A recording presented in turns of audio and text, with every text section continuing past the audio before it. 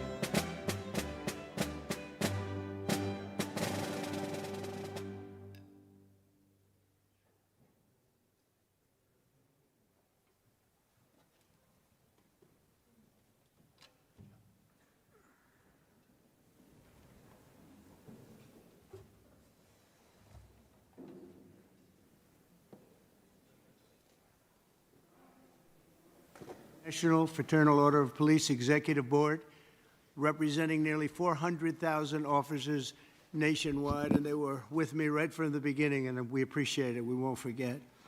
Your members are the backbone of American law enforcement, and we're deeply grateful for your service, and you have done great service indeed. We're also joined by our great Attorney General, Pam Bondi. Thank you, Pam, for being here.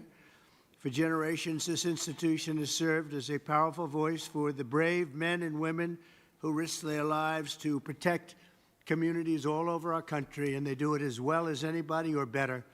I was delighted to earn your endorsement in every one of my presidential campaigns where we did very well, record-setting well, and I'm proud to stand with you today as the most police president, I would say, without question, in the history of America. I don't think anybody's been more for the police than I am. In recent years, far-left radicals have vilified and targeted our nation's police with Marxist prosecutors and soft-on-crime politicians, making it impossible for you to do your jobs and do them the way you want to do them, and only you know how to do them. Under the Trump administration, those days are over. We're backing the men in blue, and we're backing the blue. Very honestly, we have some of the greatest people in the country sitting right around this table. We've ended the use of lawfare against police officers and terminated unjustified federal consent decrees. I signed an executive order directing the Department of Justice to provide legal protection and financial support for officers targeted by very frivolous lawsuits. Oh, I know about frivolous lawsuits better than you do. I can tell you, I had my share of them. I ordered other federal agencies to boost funding for police recruitment, retention, and pay, and I've asked Attorney General Bondi to pursue the death penalty for anyone convicted of killing a police officer, which is very appropriate. Upon taking office, I declared a national emergency on our southern border, and we reduced the number of illegal border crossers released into the United States by 99.999%. You can't do much better than that. We've removed thousands of violent criminal illegal aliens from our communities as part of the largest deportation effort in American history. And just a few months into office, the national murder rate has plummeted by 28%. It's going down largely because of what you're doing. I'm also deeply grateful to the National Fraternal Order of Police for its resounding endorsement of the one big, beautiful bill, which is moving along very nicely with great support. It's a great bill. It's a bill that's going to cut taxes more than any bill we've ever put in the history of our country. It's going to cut costs and expenses by $1.6 trillion, which is the biggest cut in expenses ever. And it's going to do so many other things. You know, our country is doing record business right now. Record investment is coming in. Close to $15 trillion is already committed to come in for building new plants and factories. AI is big. Apple's investing $500 billion plus. They're all coming in. It also includes the largest investment in border security in our nation's history, equipping law enforcement with the tools to stop the invasion. I built a lot of wall, hundreds of miles of wall. Now we're going to build some additional wall where we feel we probably should build it after a little trial and error. and we're going to end up building more wall than even I built, and we built a lot. So I want to thank you for your support, and now let's get the bill passed. We want to get it passed through Congress without delay. In everything we do, we will give our police the respect and the protection and all of the resources that you need. I did that, as you know, nobody wanted to do it before me, where I gave you the military equipment that was excess. They called it excess military equipment. You know that very well. I think every one of you benefited by that. It was in warehouses, billions of dollars worth in warehouses all over the country, and other presidents didn't want to give it to you. I did, and we gave it to you, and it helped out a lot and saved a lot of police officers' lives. I'd now like to ask Attorney General Pam Bondi to say a few words, followed by FOP National President Patrick Yoes, and then Washington, D.C. FOP Trustee Greg Pemberton, and Vice President of the Fraternal Order of Police, Joe Gamaldi, all great people. Thank you very much. Pam, thank you very much. Thank you, President, and thank you to the Fraternal Order of Police for being an unwavering voice for America's law enforcement. We all know there is no ordinary day in the life of a police officer. Each day, you leave your homes with complete uncertainty as to who you will encounter and what happens each day.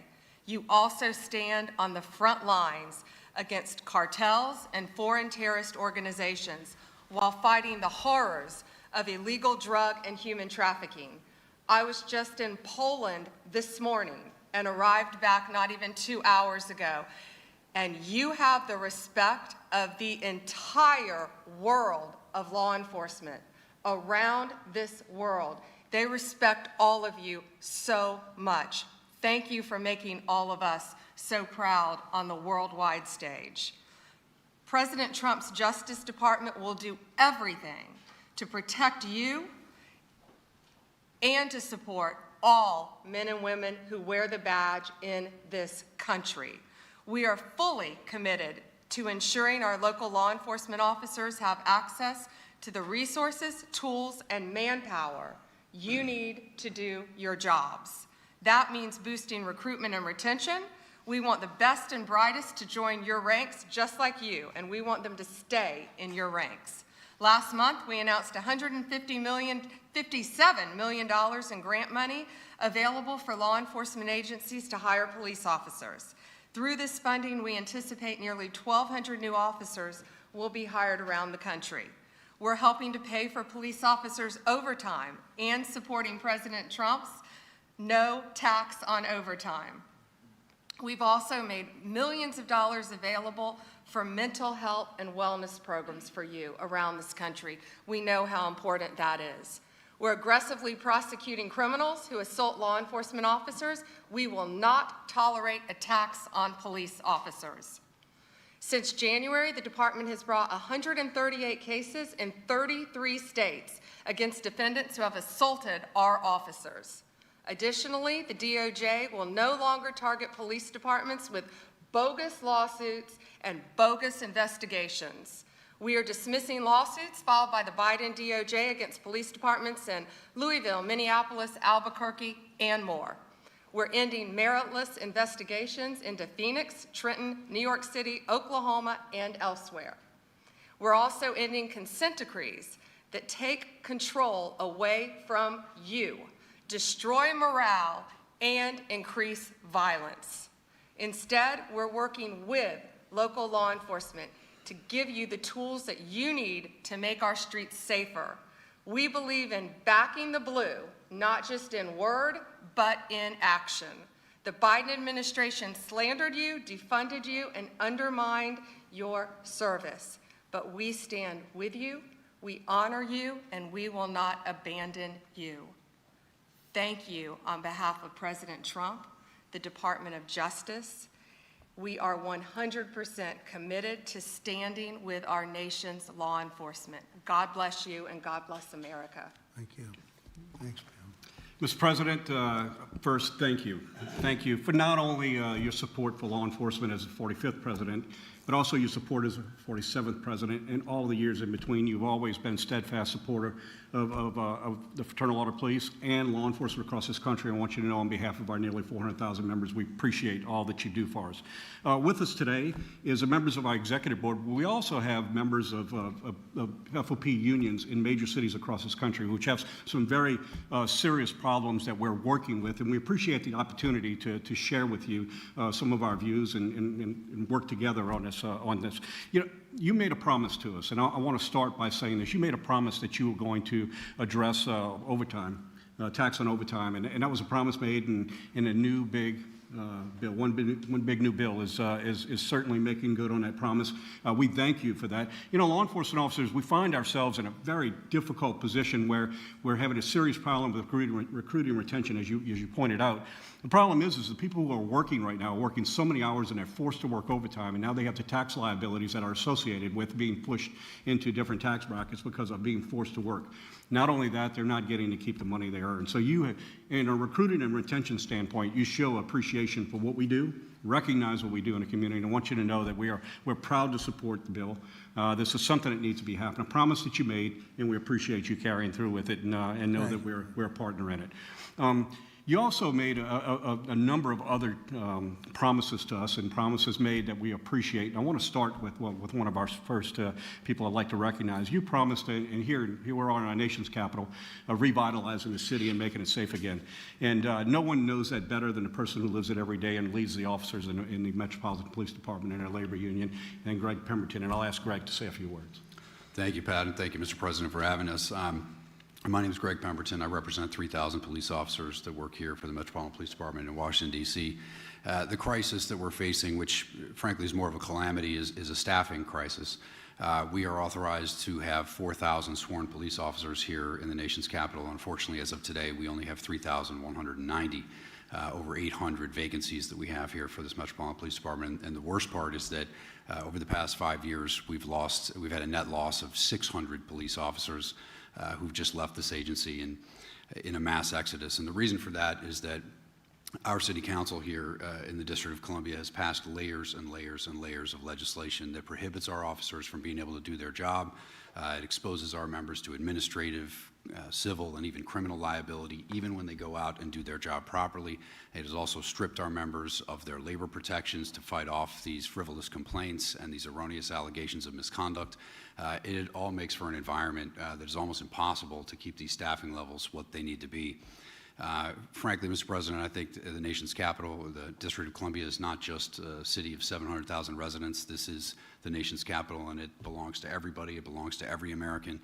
It should be a safe city. It should be a pinnacle of American society. It should represent the freedom and democracy that we all cherish so much. And anybody should be free to come here and experience that and see what it is that we are here in this country. And the sanctity and safety of the District of Columbia shouldn't be left in the hands of a city council that subscribes to these radical ideologies that we all know are failed, and that we have the empirical data that it doesn't work. It only increases crime and makes cities more dangerous. I want to thank you for creating the Make D.C. Safe and Beautiful task force. I've met with Orville Green. I find him to be phenomenally qualified to help us out of this mess. I also want to thank you for the appointment of Janine Pirro for the USAO position of DC. I met with her recently, and I found her plan to solve and tackle a number of these problems very promising, very optimistic. So the 3,000 police officers stand at the ready, Mr. President, to help you make DC great again, and hopefully we can solve some of these problems and fix crime here in the nation's capital. Thank you very much. Mr. President, it's the topic of the day, pretty much every day now, is the unmitigated disaster that has created in cities across this country with the open borders. And all the problems that it has done for quality of life, it's done for safety within our communities, safety of the officers that work in the communities, and you've been a great advocate of putting us back together. And I'll ask our Vice President Joe Grimaldi to touch on. President Trump, I think I'd be remiss if I didn't start by saying thank you. Thank you for the incredible efforts by you and your administration to deport these people who have come to our country illegally and then refuse to follow the very laws that we hold so sacred. Our officers, especially in sanctuary cities, are tired of arresting the same people over and over again who never should have been here in the first place. We have lost friends, co-workers, unimaginable trauma to American citizens and families. And the most frustrating part from a law enforcement perspective, what it was 100% avoidable. And now we have judges who are standing up for gang members, murderers, robbers, rapists, blocking deportations, obstructing the very will of the American people. It's a disgrace. And if they had a shred of integrity, which I assume they don't, they would resign in shame for what they're doing right now. But I would just ask that you continue to work with us, continue to support with us so that we can partner with all of our great federal agencies out there, continue to carry out this mission. And again, thank you for securing the border and once again making our country one of law and order. Thank you very much. Very nice. Yes. Sorry. Yes. We're going to have a little discussion now, very private. And I just want to thank you all for being here. And thank you very much, media. Appreciate it. Thank you very much. Mr. President.